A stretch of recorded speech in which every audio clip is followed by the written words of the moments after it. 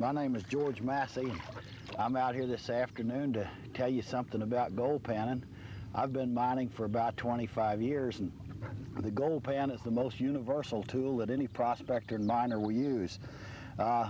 There's been a lot of gold pans manufactured and a lot of confusion on how to use them, and you see practically every miner has his own style, and anything that works is okay, but there are some basics that everybody should know. So what we're going to do here is I'm going to show you some of the basics and tell you about some of the different kind of gold pans, and then I'm going to introduce you to some real expert panners, some guys that really know their stuff when it comes to panning. Some guys like Perry Massey, our mining engineer, Blueberry John with his Blueberry Bounce, Jake Hardwick, a fellow that's been working concentrates for a long time, and I'm going to try to dispel some of the confusion and talk to you about the different ways that the gold pan is used. This particular pan that I have here I like extremely well because it has a nice flat bottom. It has the old Chinese traps in it.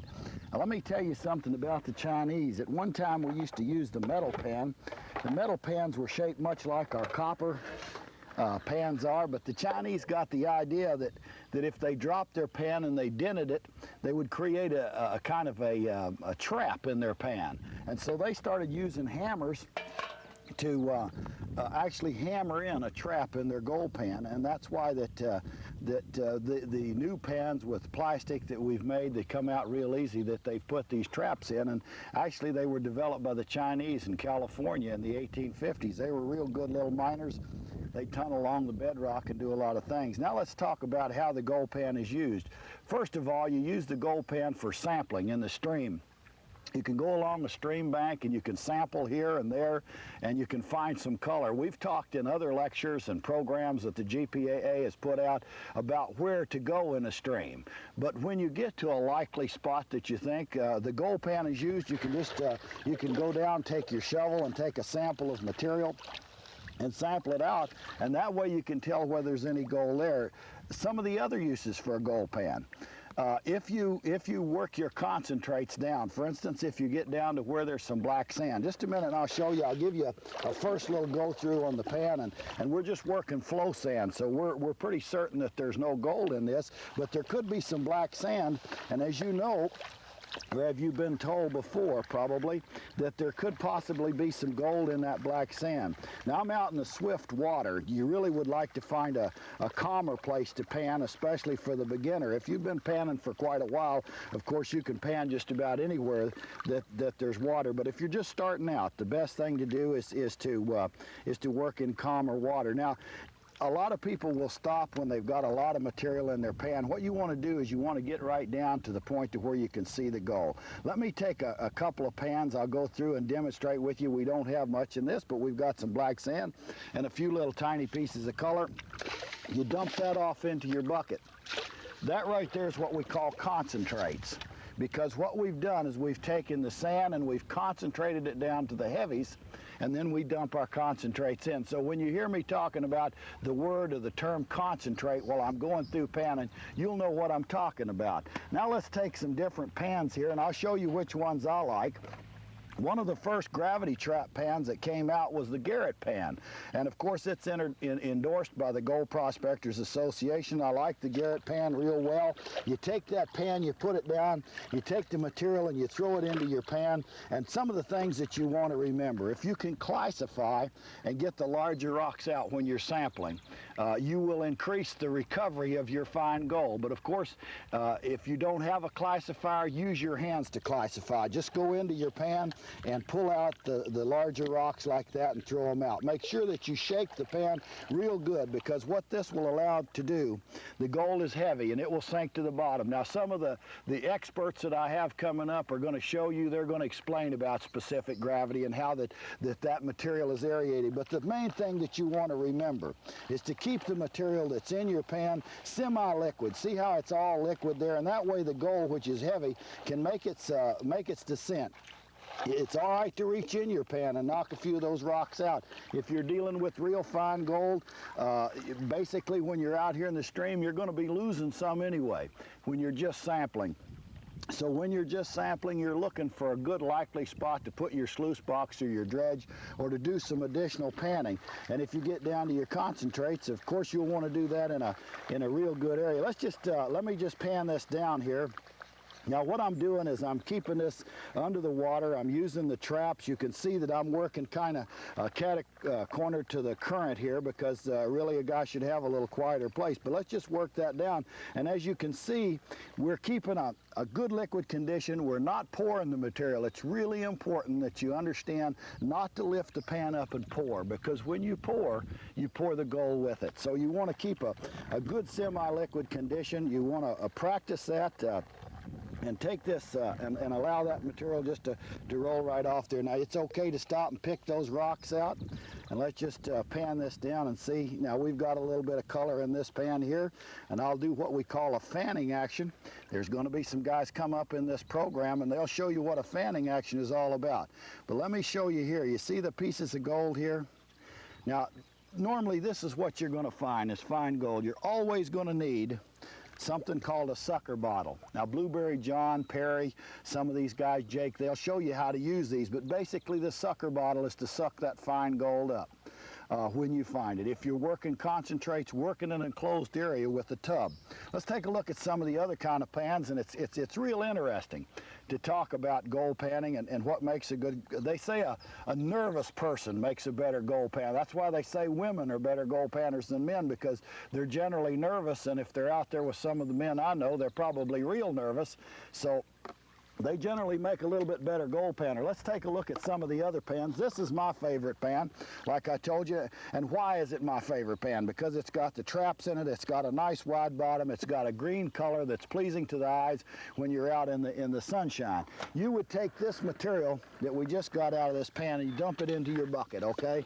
You dump it into your bucket, and that's your concentrates. And I'll talk to you, and some of these guys will show you how to pan for concentrates. So let's review a little bit what we're talking about. We talked about sampling, and we talked about working the concentrates. So basically we're talking here with this kind of panning as it applies to placer mining or placer gold. What is the difference between placer gold and hard rock gold, and do they use a gold pan in hard rock gold? Certainly they do. The placer gold is the gold that's eroded out of the ore, it's come out of the rock, and it's wound up down in the gravels in the stream. The lode gold is the gold that's still in the ore. But what you can do, if you're a good panner, you can take a piece of material and you can crush it up and put it in your gold pan, and you can actually pan it out. And if there's any free milling gold, that's visible gold in there, you'll be able to see that right out of the rock. This right here is a trap pan. This is developed by a guy by the name of Eldon Rodman, and he's got a special way that he uses that pan, and I've got one here that I'll show you in a few minutes. This is a classifier.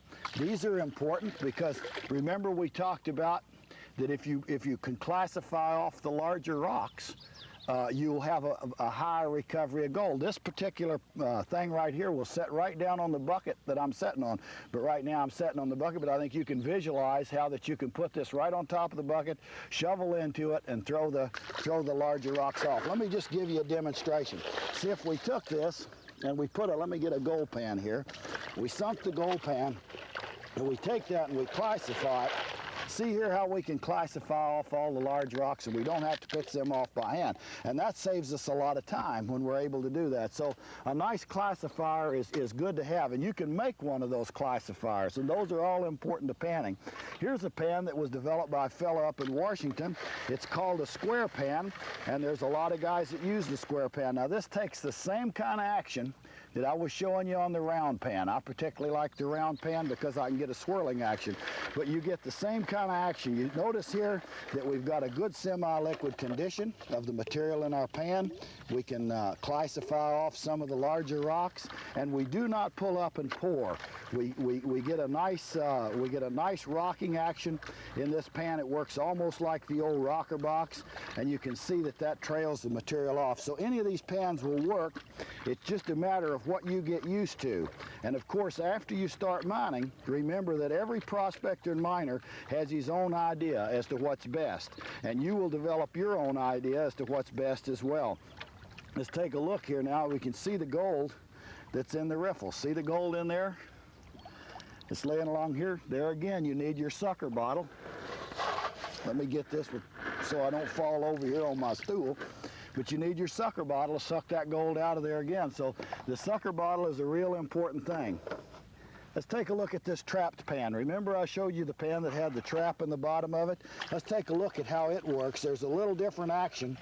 When you work this pan down, you can work it a little bit faster because it does have that trap in the bottom. And as you work it back and forth, the way that Rodman demonstrates this pan is that he will run the material back and forth across it, and the gold will drop right down in that trap. And let's see if it works here. As we work this down, you can see we're doing the same thing. We're keeping a nice fluid action in the pan. And as we work this down and we run that down right to the concentrates. Now that black sand is heavy, and that's our concentrates. And if I was panning my concentrates, I'd probably stop right there. Now, I don't know if you can see that, but we've got gold right in the trap. If I can get it back here where we can pan out a little more of that black sand. Let's take a look at it this way. Can you see the gold in there? Okay, now again, you take your sucker bottle and you suck it up. Blueberry John is real slick at that, and he's going to show you a better picture of that than I could. I'm going to show you now my favorite pan, which is the Keene pan, manufactured by Keene Engineering. I'll give them a little plug here. I helped somewhat in design that pan. This is not the end of the line. There'll probably be better pans designed and come up. There's things after you build something that you can come up with better ideas and better ways to do it. Let's just take the material now. I'm going to take you completely through it and show you what we're talking about. You load your pan up with material with your shovel. You throw out some of the larger rocks. It doesn't hurt if you want to classify. And you take the material and you get a good semi-liquid condition. What this allows to do, it allows the gold to penetrate through the material and down to the bottom. And as it's going down to the bottom, you can begin to run some of that material off. But remember not to pour. Remember to kind of slough the material as you go. And you'll hear that term several times. Many of the expert panners will be telling you the same thing. But repetition is kind of a good thing too, because if you hear a certain thing long enough, then it sinks in. That's kind of the way it works with me. So let's just take this material and kind of run through it here. And I'll run this down, and as we're going down, I usually shift to one hand as I get down smaller. That's one of the reasons. Now these are excellent pans. If you're built like Joe Louis or somebody, if you're really good and strong and you can handle a big heavy pan like that, these pans are really excellent. But the reason I like a smaller pan is because it takes some of the work out of it. There's nothing wrong with those larger pans. It all depends upon what you like. If you like a larger pan, use a larger pan. If you like a pan that doesn't have a trap in it, use that. There are some advantages to the metal pan. What are they? Well, you can cook your lunch in a metal pan. You can't do that in a plastic pan. There are some advantages to a plastic pan. You can use a little nitric acid in the plastic pan if you ever have an occasion to. We'll be telling you about that. Now we've got a couple of large rocks here. We'll pick them out. We'll continue to pan. A lot of people will stop when they got this much material in their pan. That's really too much. You've got a half a teacup full there. If you suspicion that you've got a lot of gold, certainly pan into another tub.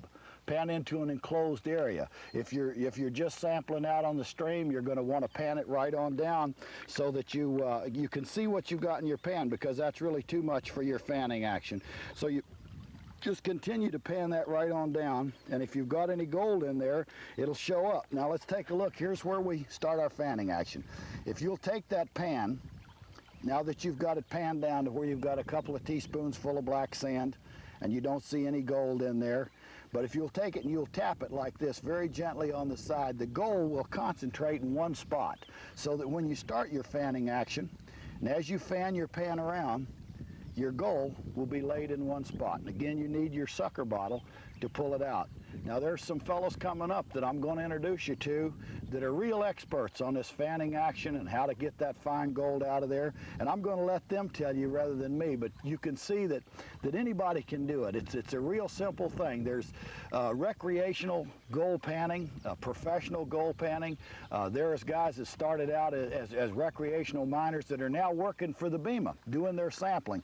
Blueberry John, he'll tell you some about how he started out running a tour group and then became a professional gold panner. So there's all kinds of panning methods, but very few is taught in your universities and stuff. Most of the ways to get really good at panning is to just go out and do it over and over and over again. I can show you how to do it.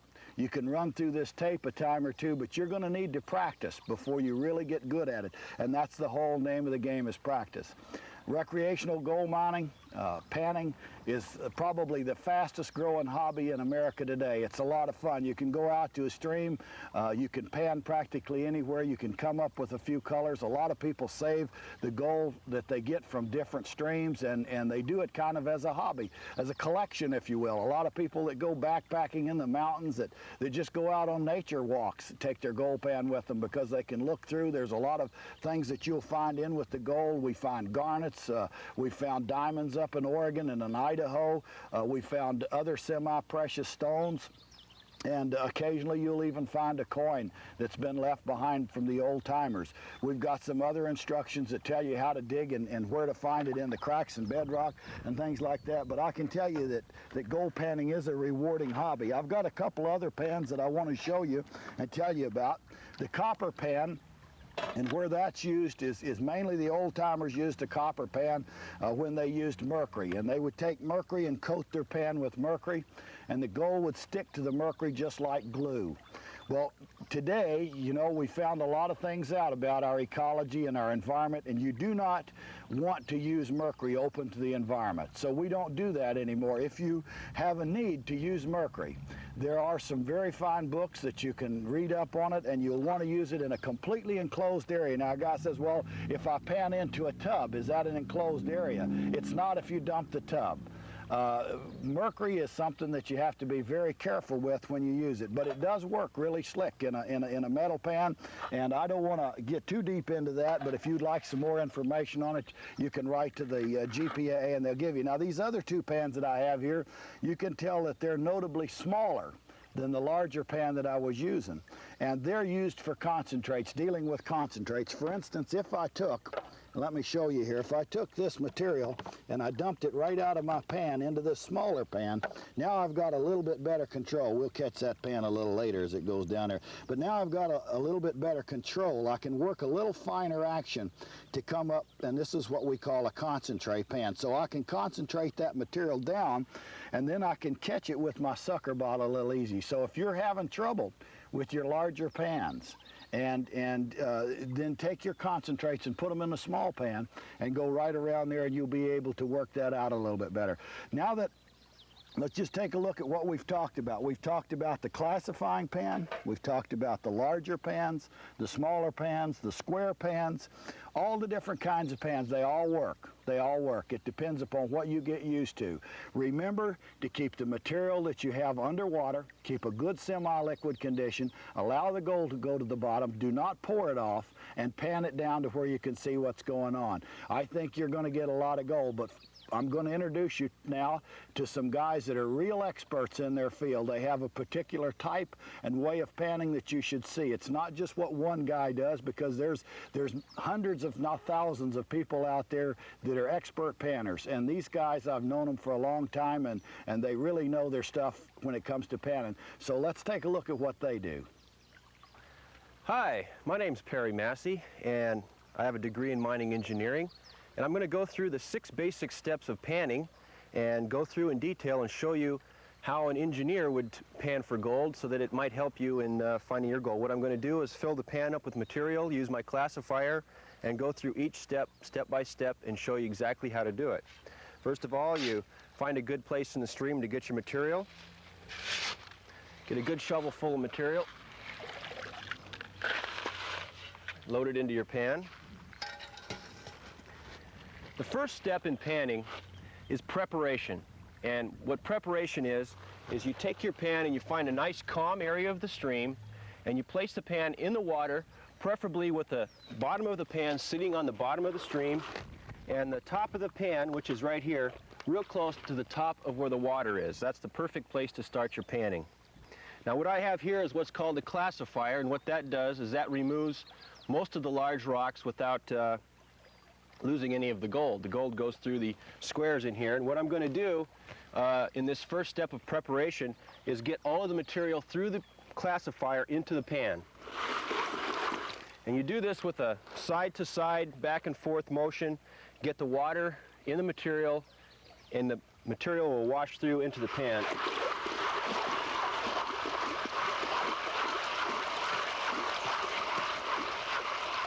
Okay, as you can see, we have a large amount of larger rocks in here. And I always look through here to make sure that there's no large nuggets. And a large nugget is going to be real bright, and usually you won't miss it very easily.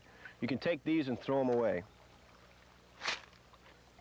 Now we're into step 2 of your panning process. Step 1 was preparation. Okay, preparation, not only do you get rid of the large rocks, but you also break up any clay, any balls of clay that are in there, and make sure that your material is fluid in the pan. The next step is called stratification. And what stratification does is it separates the material in your pan into different layers, starting with the heaviest at the bottom and the lightest at the top. And that's done with a good, vigorous shaking action, keeping the pan in the water and level. So what I'm doing now is I'm stratifying the material in the gold pan. Okay, we should be stratified pretty well. Now the third step is called washing. And you want to alternate between steps 2 and step 3 until you work all of the light material out of your pan. So this is step 2 is stratification, and step 3 is washing. Now washing, you grasp the pan a little farther back and you tip it up at an angle, and you use a flat circular motion, and you wash the top layer of light material out of your pan, as you can see here. Now when you start to see heavy minerals showing up in the bottom of the pan, that's when you stop and re-stratify your material. That brings the heavies back to the bottom, and you alternate these 2 steps until you get down to where we go to the 4th step. So I'm going to wash this down using this action.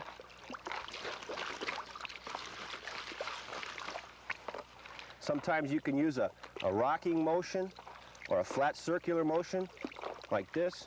But when you start to see the material show up back here, that's when you re-stratify it and then tip it back up again. You can use one hand or you can use 2 hands. It all depends on the technique that you develop. Re-stratify and wash. Those are the 2 steps that you alternate until you get your material down to what we call the final, or the 4th step. Okay, now we're down to enough material where we do the 4th step, which is called cleaning. Now what cleaning is to get the final remaining light material out of your pan. And the way this is done is you bring your material back down level again, and you re-stratify it, and then you tip it up at an angle, and you do a dipping motion such as this, so that only the top layer of the light sand goes off. When you start seeing black sand, that's when you re-stratify your material, such as this. You can see by vigorously shaking, the light sand comes to the top, and then by using a dipping motion such as this, you can wash that light material right back off out of your pan. One point that I'd like to bring out is that when you get down to this much material and you have a lot of gold in it, you want to use what's called a safety pan. And I have a safety pan here so that we don't lose any of the gold. Sometimes you might flinch, or by accident you don't want to lose your gold that you have in your pan. So we're going to use the safety pan here, and we're going to catch the concentrates as they come through. Okay, so we're going to keep on doing step 4 until we get all of the heavy material to the bottom and all of the light sand off the top. As you can see, we're starting to see gold showing up here in the edges of the pan. That means that we've got a good sample, and it's always wise when you see gold like that while you're panning to use a safety pan. So you can see there's still some light material. We're going to take all that light material out of there. Now we get down to the 5th step. The 5th step is called inspection. That's where you pick your pan up and you see what material you have in your pan. We're down to where we have maybe a teaspoon or a tablespoon of material. We've gotten all of the light material out. Now we're ready for our inspection. Okay, now there's several different methods you can use for getting your your concentrates to the point to where you can see the gold. Now the way I do it is I start off by using a back and forth, a side-to-side shaking motion, and then tapping the edge of the pan on the top side like this, and then swirling it like that, and you can see the gold showing up in the pan. Now this is the gold. This is the step that's called the inspection. Now you're looking, you can see, and it's a good way to estimate how much gold that you're getting, how much gold. Another thing to keep in mind is pan factor. And what pan factor is when you have a 16-inch pan, it generally runs about 200 pans to the yard. This here particular pan is a 14-inch pan, and it runs about 300 pans to the cubic yard. So if you had this much gold in each pan, then you'd know that you'd get 300 times that in a yard if you were sampling in an area. As these pebbles come up, you can throw these pebbles out, and we're getting down to where we're ready for our final step, which is gold removal. And what I'm going to do is I'm going to shift my panning to the smooth edge of the pan so that the riffles are on the opposite side, and get the very final separation of the heavy sand from the gold. As you can see, you alternate between stratification and between washing, and you gently wash that black sand out of there. Now you got to make sure and watch what you're doing, and if you see a piece of gold starting to creep towards the edge, that's when you pull back and re-stratify it. And always pan into your safety pan when you get to this point.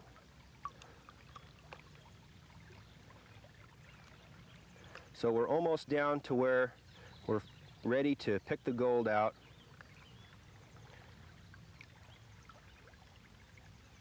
Okay, now we're ready for step 6. The final step is gold removal. And I need a little more water.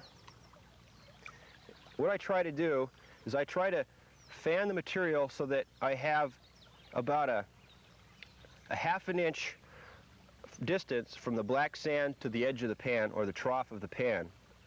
And by doing 2 or 3 steps this way, you can use your snuffer bottle to get all of the gold out of there. Okay, now I use what's called a tapping motion in order to get the gold from out of the black sand and up on the edge of the pan. So let me show you this tapping, the way that works. Okay. Now what I'm going to do is tap it so that the gold will actually jump away from the black sand, and it'll be right up along the trough, and you can pick it out with your snuffer, just like this. And blow some of that material away like that. Get it all into one little hump, and your snuffer will suck the gold right out of it. Just like that. Okay, so now what we do is we have our gold in our bottle, and we can set this back down aside and redo this several times until you get all of the gold out of there. So I'm going to fan it again, and then I give it a light tap.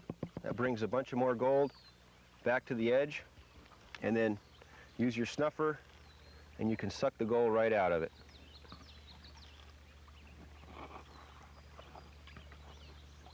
And you can get a real clean sample by using this method. And what you do with this is you dump the water out of it and you dump it back into a pan, and you can allow it to dry, and then you can put it on your gold scales and weigh it up and get your sample analysis. But that's basically the step-by-step process. We'll review it one more time. The first step is preparation, where you remove the large rocks. The second step is stratification, where you stratify the material with a good vigorous shaking action and bring the gold to the bottom of the pan.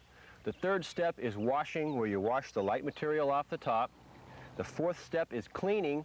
When you get down to where you have just a small amount of gold in the bottom, you get the final amount of light material out of your pan.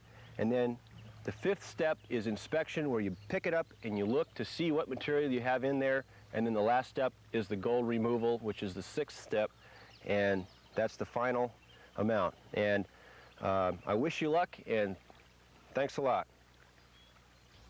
Well, you just saw Perry Massey, our mining engineer, give a demonstration of the technical aspects, the 6 steps of gold mining, if you will. Now the guy that I'm going to introduce to you is Blueberry John. Blueberry John is well known around Nome, Alaska and a lot of other areas for his expert skills in panning. Blueberry is particularly adept at panning the heavy garnet and black sands on the 20-mile beach at Nome. This is a very popular area with a lot of weekend prospectors, and it certainly is an area that separates the men from the boys when it comes to panning. So let's take a look at old Blueberry John. There's a lot of stories that we could tell you about Blueberry. He is a real colorful character, but let me introduce you to Blueberry, and he'll show you his famous Blueberry bounce. Yeah, I'm John Andrews, better known as Blueberry John, and I've lived in Nome since 1967 when I first came up here, and I've had the hobby of panning for gold since the first month that I came here, and I learned the basics from an old-timer who'd been mining all over Alaska for 50 years. He was good, but he was slow, but I learned basics from him, and then I've been improving on it ever since, and now I don't know anyone that can do beach panning any better than I can. In fact, I'm still learning after 22 years, and I wish there was somebody who could teach me, but I don't know anybody that can teach me. However, I've learned the basics. When I start panning, testing on the beach, for instance, I've learned to start with that first thing is you don't put too much material in your pan. When I'm panning concentrates, a handful is plenty. And when you're panning straight material from the beach to test it, a third of a pan is too much. So what I have here now is concentrates that I've already taken out quite a bit of the gold and use it to show you. Let's pretend like we've got material directly off of the beach in an area where we suspect there's pretty good gold. What you look for is black sand, red sand, and the darker red it is, the better chance that there's going to be some good gold in it. If you were to find a layer even foot and a half down, half an inch or less thick of black sand, pure black sand, and I've found such places, go for it, because the chances are it's the richest in gold. Anyway, to start with, you put your material in and keep it below the water, underwater, and you hold your pan flat and you make sure that you get everything in your pan moving. Everything. Why? That's to make sure that your gold, which is 3 to 4 or 5 times as heavy as the heaviest sand in here, the gold is going to the bottom, and the light material is working its way to the top. And then you gradually, and I mean gradually, tip it forward. And then you begin sloughing off the lighter material. You do not pour. If you pour, the gold is the first thing to go out. So what you're doing is sloughing the lighter material off the top. Now already you've noticed something. The motion of the pan is one direction. I happen to be going counterclockwise. And the water is coming in here and going out there. And I happen to like this pan. It's a new one that's call it by the Keene Company, and I prefer this now to all the others. I have used others before that are good, but it's mainly because of these riffles here. I like these riffles, and also the color, and also the fact it's got a big bottom. Anyway, so you get rid of material like this, in like this, out like this. And then you stop, shake it back flat, start clear back flat. Now I happen to know from all my practice that my gold is concentrating right here. right there. And that's the way I want it. And the secret of panning is knowing where the gold should be in your pan. Now, there's not a whole lot of difference between concentrate panning and test panning, except for the amount of gold.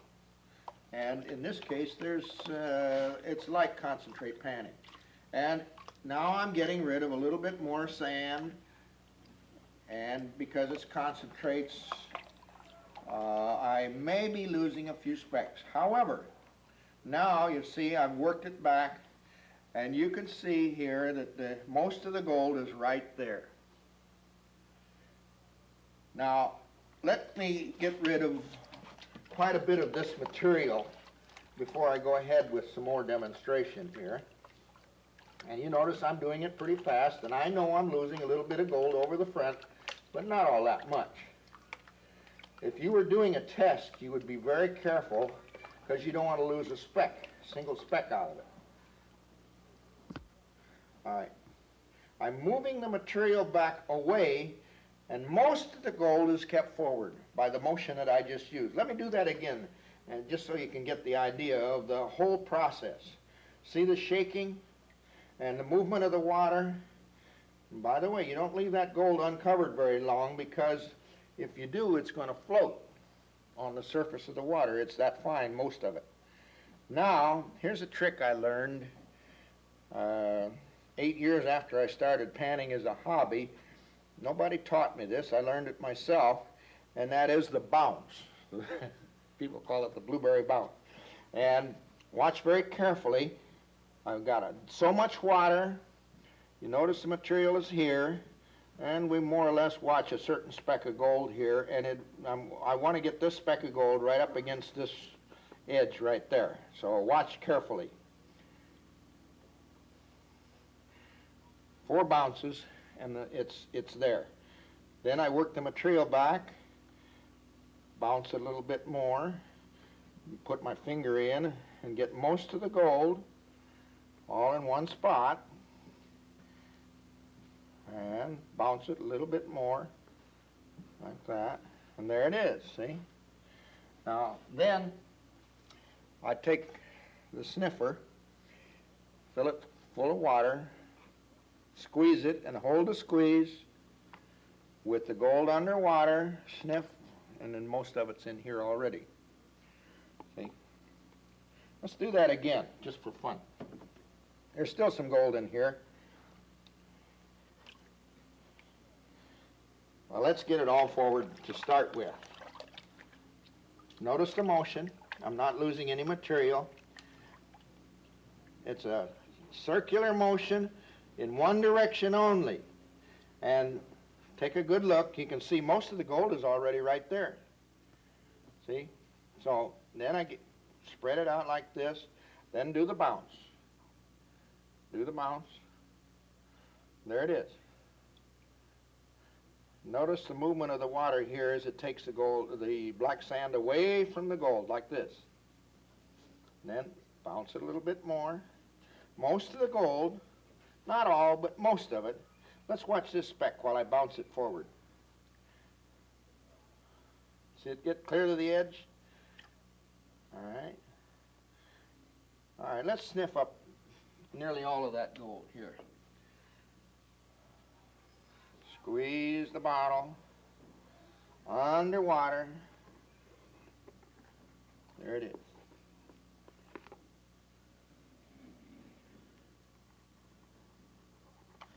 There.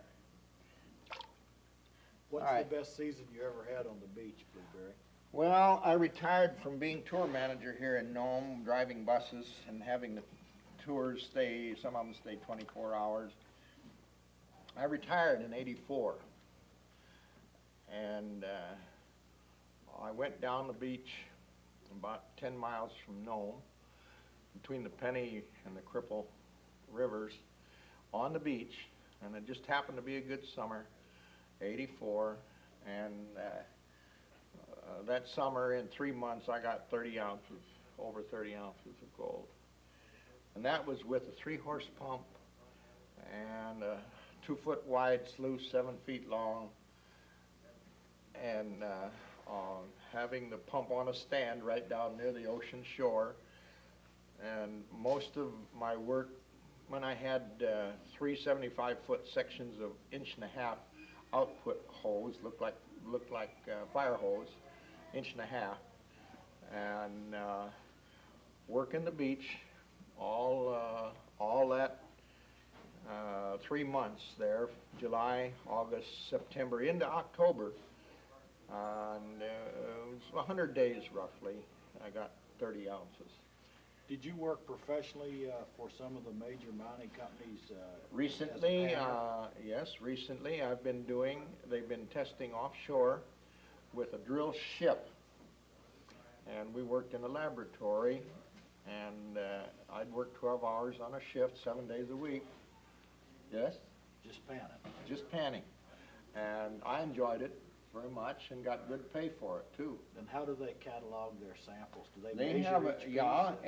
let's say, well, on the drill ship, the drill would be so big, 5-inch, 6-inch, I don't know what it was, and they would drill 1 meter and put all the material that came out of that 1 meter into a 5-gallon bucket, and then each test that we do would be that total, whatever was in that 5-gallon bucket, no matter what kind of material, clay, bog, gravel, sand, mud, whatever. And there might be only, in a 5-gallon bucket, there might only be 4 specks of gold. They wanted to make sure you got every speck. And so they didn't care how long it took us to do that 1 meter of, and sometimes it would take hours and hours to do 1 meter of a drill test, and maybe only 3 or 4 specks of gold. You really like to pan, don't Oh, I enjoy panning. It's, in fact, I've never lost any of my fascination for it. I'm always curious of what's coming out of the next pan, you know. And even when I was working at it professionally for the summer of '87 and '88, and the winter of '88 too, by the way, they did testing through the ice out on the Bering Sea. And they would bring the material to the lab through the ice in the winter. How did you come with the name Blueberry John? Well, that's connected with gold mining too, in a way. We were taking tours 15 miles out to a gold mine. And in late August, when the blueberries are ripe, it would be nice to stop on the way back from the mine, back to Nome, stop and pick blueberries, right? Well, this one particular day, we had 100 people on tour, 3 bus loads. We took them all out to the gold mine at the same time, all 3 buses, 100 people. And, well, on the way back, I stopped. I wanted to stop to pick blueberries. Well, I happened to know those other 2 bus drivers didn't particularly care to stop to pick blueberries. Well, on the way back that day, I was the first bus. So when I stopped, I made sure I parked the bus right in the middle of the gravel road. So, and here comes the second bus, the third bus. They had no choice. Here's 100 people out picking blueberries. And the third driver had to stop kind of short. He said, "That blueberry picking son of a..." Well, the editor of our newspaper here in Nome, the Nome Nugget, heard about that. And so he wrote a story about my tour and called me Blueberry John, and it stuck. Then later I became tour manager, and now all the tour guides have to stop to pick blueberries in August. Well, that's great. Thank you, Blueberry. You bet. It's been a pleasure. Right. And I hope you learned a little bit about panning. Well, there you just saw Blueberry John and the famous Blueberry Bounce. Now I have another fellow, a prospector of note, to introduce you to. He has a particular technique that is not seen every day. He works in a particular area. These are some of the guys that spend an awful lot of time a long way from town. But we were lucky to get a hold of Jake Hardwick, quite a prospector in his own right, a young fellow that's going to show you some real intricate steps in panning. Hi, I'm Jake Harwick, and I've been prospecting for quite a few years now. And I know it's one thing that every panner should take to heart, and that's to watch other people, because you can always pick up little hints here and there and little techniques from all the different people and then form your own panning technique. And that's what I've done through my years and watching real good panners out there, and they all seemed to have a little particular technique that helped form my own technique. And I'm going to show you a little bit of mine. I'm going to run through a pan here and we'll do a little shoveling on this gravel bar right here. And I'm going to go ahead and put a pan in there. And I'm going to tell you about a particular situation that you might run across in various streams. Now, I usually prospect and do my prospecting out in remote areas, so I usually don't take a classifier screen with me. You know, it's kind of a little bit too much to lug around. So I do my classifying with my hand and pick out the big rocks, and I'm going to show you a little bit here. Like they said before, you want to keep your material in a good liquid suspension here. Stratify your material down in your pan, and then you can start tilting your pan a little bit and starting to wash a little bit of the light material off. Now I'm going to pick some of the larger rocks out.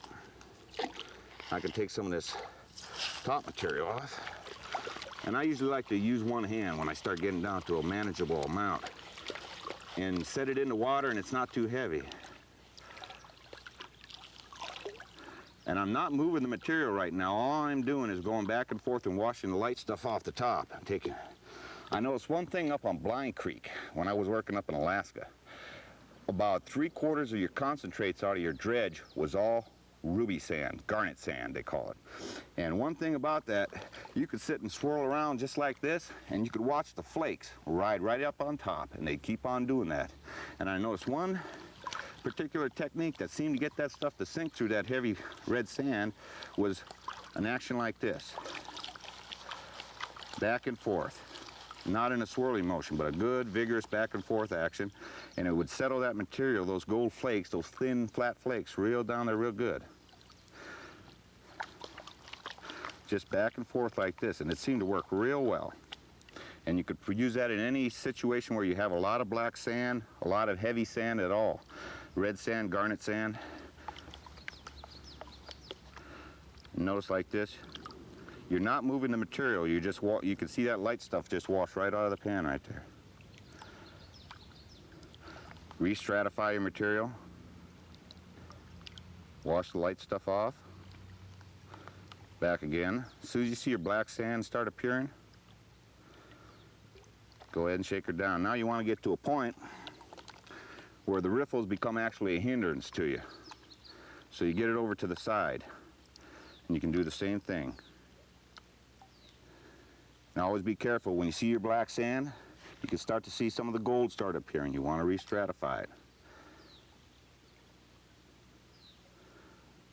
You still want to be real careful at this point. But when you're test panning, you might lose a speck here and there, but that's not that important. You basically want to see the overall quantity of gold that's in the material there, whether it's worth setting up your high bank or your sluice or your dredge or whatever.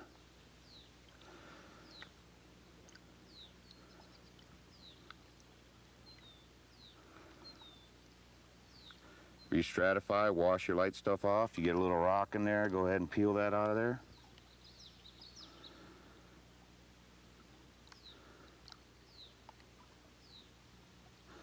Now I'm getting down to a certain point here.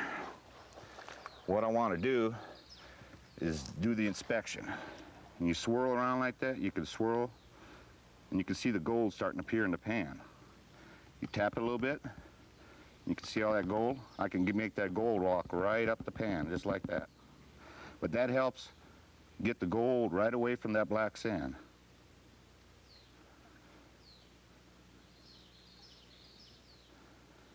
You can see how it's all settled right there. Just give it a little tap, and that gold will get right up to the edge of the pan. Wash a little bit more of that black sand away. As you're doing that, give it a little tap. But you gently wash it, and you can see that black sand separating right away from that gold. You can bounce it right back up to the edge.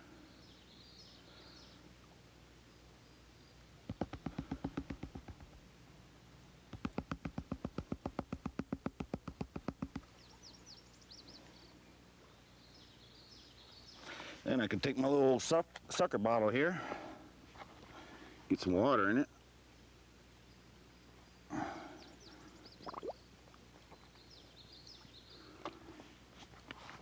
can see the technique right here. Tilt your pan down, get your gold. One little lump there. Suck it up in the bottom. Keep going along until you get basically all the little pieces out of your pan. And that's basically my techniques. And good luck to you out there in your panning. And may your bottom of your pan be yellow like this one. It's great, isn't it? Out here on the stream, getting a little gold. Well, you just saw Jake's special techniques, and I have a young guy that has been prospecting and mining all his life. He's been around a lot of the trade shows that our club has put on. He's done a lot of commercial mining. Practical miner, you probably couldn't find a better one. He's going to talk to you about speed panning, competition panning, and some of those things, which are certainly real popular today. His name is Tom Massey, and let's take a look at his techniques. Hi, I'm Tom Massey. I've been panning since I was about 7 years old. I'm going to show you a little bit today about speed panning. This really doesn't have anything to do with your test panning or your panning out on the stream or when you're really panning for gold. This is a competition that's been set up. They started back in about the 20s just to test other panners against other panners. We kind of have a thing that gold miners have, and cowboys used to say, you don't call a guy a cowboy until you've seen him ride. Well, gold miners have a thing where don't call a guy a prospector until you've seen him pan. So this is just regular flow sand. They use this a lot in the competitions, and these competitions are held at gold shows and at trade shows around. Up in the Motherlode country, they have a panning championship up there every year. I won my first panning championship when I was 11 years old, and a lot of people that were in that competition, it was a freestyle competition, had 12, 13 years, lots of experience on me. I was just a young kid, but I'd been panning every day. I'd been out mining and concentrates and working concentrates day in, day out. So I had a lot of experience before I went into pan, and I just got a lucky pan and I did real well and happened to win that first competition I was in. And I've been competing ever since. Just last year I won the freestyle championship at a couple of the trade shows, gold shows that the Gold Prospectors puts on. What I'm going to do here today for you is I'm going to use BBs, and usually in competition we use real nuggets, but these BBs are a lot lighter than real gold. They're about twice as light as gold is because they're just made out of lead. Just to give myself a little handicap. Usually take these BBs and they place them, separate them in the pan, and then you push them down just about an inch, about the top of the finger. Now some judges, when they put them in, they got real big fingers and they go down a little deeper, and some judges that are smaller, they got little fingers and they go down a little less deeper. They poke those down in there so you don't know, where they're at in there. And the time usually starts when you touch the pan. Now you notice this is just regular flow sand. This is what they use in competition. Now what I'm going to do is the main thing when you do get into competition is that you got to make sure and get those BBs on the bottom before you get the sand off. And time usually starts when you touch the pan, and they have a timer on you, and you race against the clock and you race against other people. So in competition they'd say go.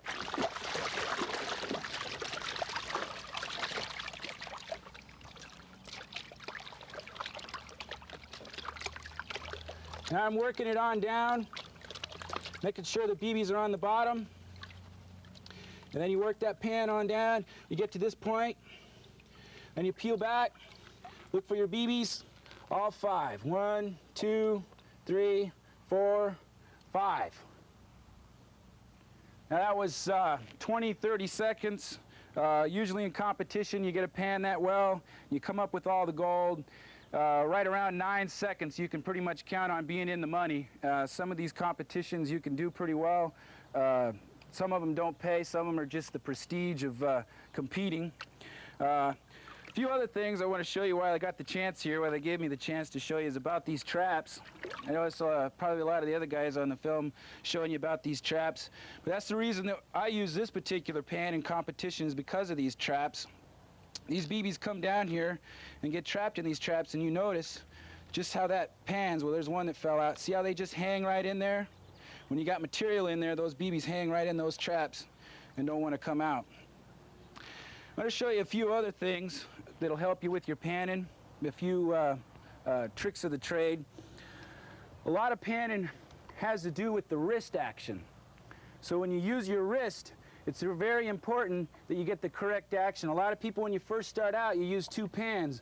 But for me, for instance, as I've grown and gotten more into panning, when I get down to finishing panning, I use one hand because I use a lot of wrist action. Let me gather up some more sand here. And this is just regular flow sand, so this would be different material than you'd be using out on the creek bed. I'm going to show you, I'm going to throw some large rocks in here, okay? This is a particular method I use, and I want you to pay particular attention to my wrist, okay? When I roll the pan back and forth like this, okay, that's called the fanning action of it. Now notice these rocks, okay, when I roll it back and forth, watch these large rocks just roll right out of the pan. See how they just come out? Now your gold, you work your gold down so it sticks in the bottom of this trap down in the bottom, and then you could work those large rocks right off by that rolling action. Now that has all to do with your wrist. It takes a while to practice that method of rolling it back and forth like that with your wrist, but after a while you'll learn that and pick it up. I hope you learned something here today, and I hope my speed panning showed you a little bit of what speed panning's all about and what competition panning's all about. It's completely different than your regular panning that you have out in the stream. When you're out there panning, you wouldn't want to use this method at all because you'd probably, lose your gold. But in this particular, style, you're working against the clock and you're in competition. After a guy learns how to pan a while, certain speed panning techniques, they develop their own. I've appreciated you guys listening to me here today, and I hope you picked up something and learned something, and thank you very much. Well, there, ladies and gentlemen, you've seen some of probably the best gold panners that I've seen in my lifetime. I've been mining for 25 years.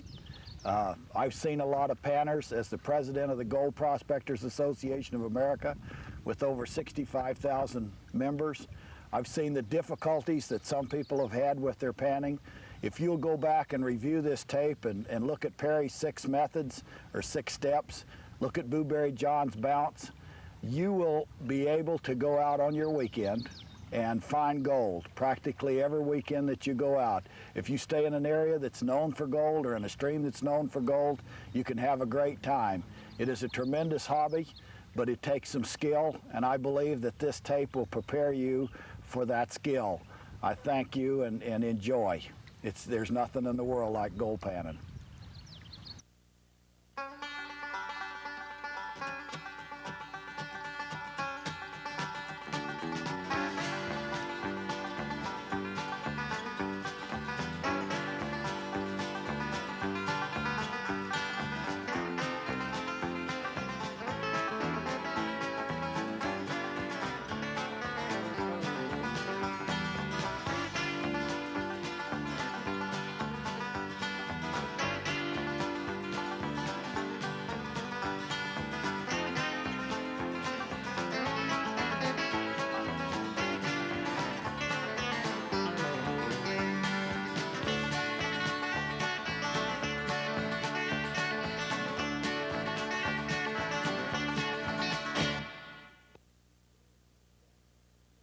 Join the GPAA today. Everything we do here at the GPA has one objective, to help you find more gold. Join the Gold Prospectors Association today for a 1-year membership for only $25 and start receiving all your great benefits. Visa or MasterCard accepted. Write GPAA, P.O. Box 507, Bonsall, California, 92003. Or call area code 619-728-6620.